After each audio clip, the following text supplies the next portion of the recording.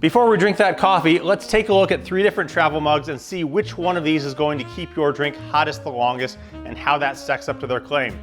We have the Yeti 30-ounce tumbler, the BrüMate 32-ounce Hot Toddy, and the Pizkiru 30-ounce. Looking at the design of these pretty quick, you are familiar with them all, I'm sure. The Yeti steel interior, this one does not come over the handle, but I put a handle on it. Solid bottom. The lid is most definitely not leak proof. I can tell you from experience, it slides, it does come apart for easy cleaning. These holes I think work as vents when you're drinking so that it doesn't get plugged, because this is not leak proof, so some air can get in there. The BrüMate, beautiful design, handle built in, the bottom is padded, interior is steel. This lid is leak proof, it screws in, and then it locks in place like that, so it will not come open. To open it, you do this, you open it up, there's a magnet right here, so it locks onto there. There's a hole right there for venting, and this one is most definitely leak proof. Pizkiru, which I am not familiar with, this one does not have any branding on the outside, nowhere to be found. It does have a built-in handle. The interior of this is ceramic, so it will hopefully help with the metallic taste that I've experienced with my Yeti. Built-in handle though, and the lid also leak proof. There's a little rubber here that opens up for venting. The lid locks in place back there, and so no problems with kind of the drink getting stuck there. All right, let's heat up some water and pour them in and see how this goes.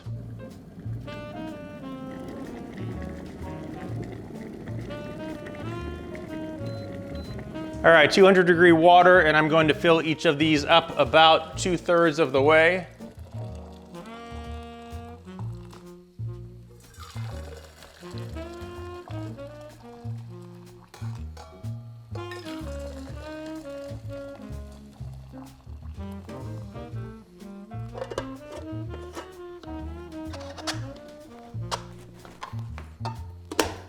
Have a stopwatch. We're going to start here. And we'll get a baseline starting temperature. For ease of use, I'm gonna round these each to the nearest degree. So the Yeti is starting at 196. Next, the BrüMate. So it looks like the BrüMate is gonna top out there at 190. And the Pizkiru. All right, Pizkiru coming in hot. We're gonna call that 198. Now, some things to note, all of these were started dry at room temperature. They've been sitting out overnight. Feeling them, the Yeti feels truly cold. The BrüMate is almost too hot to touch. There's some definite heat transfer from inside to outside on this. I would not hold that long term at this point. And the Pizkiru is, I would call it not cold like the Yeti, but definitely not warm. All right, here at 30 minutes, we'll go in a different order this time, starting with the Pizkiru. We'll call that 188. Next, the BrüMate. Feeling the outside of these again. BrüMate is really warm. Great if I was outside on a winter day holding this, but normal, not so much. The Pizkiru is fine. I would call it kind of warm room temperature, not hot, not cold. And the Yeti is on the cold side. All right, we'll give the Yeti 180. And we'll kind of see how these go over time.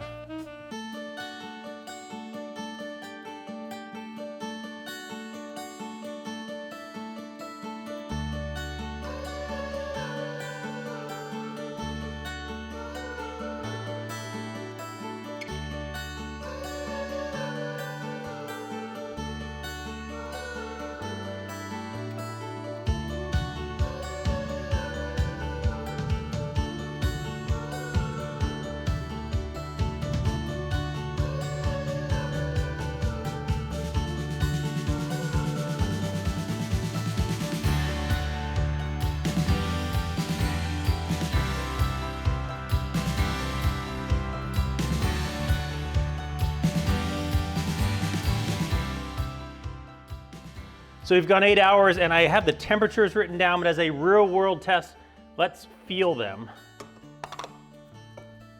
So this is 107 degrees, still warm, still very drinkable. 107, this is gonna be 109. And so it's gonna be effectively the same. Yep, still plenty warm. And the BrüMate, which is down to 74, is cold. It's, 74 is essentially room temperature. This would be not iced coffee, but it is definitely on the cool side. I'd be happy to take a shower in one of these, but definitely not in this. All right, let's go look at the data. Now you can see here the raw data and the graph version of it with the associated colors. And pretty much all three started in the 190s, with the BrüMate starting the lowest at 190. If you remember, I poured them in order, I think from Yeti to Pizkiru, and I measured the temperatures in order from Yeti to Pizkiru, with the thermometer taking a couple minutes to get to temperature each time, so that Pizkiru was measured maybe 5-6 minutes after the Yeti and several minutes after the BrüMate, yet the Pizkiru still came in the hottest and the BrüMate, measured second, was the coldest. The Yeti and the Pizkiru went down at roughly the same speed, ending up at effectively the same temperature, 107 and 109, but that BrüMate had a precipitous drop initially, I think aided by the fact that the outside of it got pretty warm and there was temperature transfer from the liquid through the metal, causing it to get colder faster. The Pizkiru advertises keeping things hot for 8 hours, the BrüMate for 6 hours, and Yeti doesn't give a time. As far as what counts as hot, it's hard to say, but I'm going to give it 100 degrees roughly. And the Yeti and the Pizkiru both ended up over 100. The BrüMate definitely did not. Now you might say this is just a one-off experiment and not reproducible, but I was using these mugs in the real world and thought that this was the pattern I was noticing, which was the whole reason I did this experiment. And so as a proof of concept to myself, initially I did this 3 hour and 15-minute experiment, and you can see that the results are pretty much exactly the same. Yeti and Pizkiru staying even, and that BrüMate dropping off pretty good right from the beginning. So in the end, out of the three of these, obviously if you need to keep something hot for a long time, the BrüMate is not going to be your answer. You need to make it through a 10-hour shift like I do. Either the Yeti or the Pizkiru are both going to be good options. And for me, I was noticing that my Yeti was giving the drinks a bit of a metallic taste.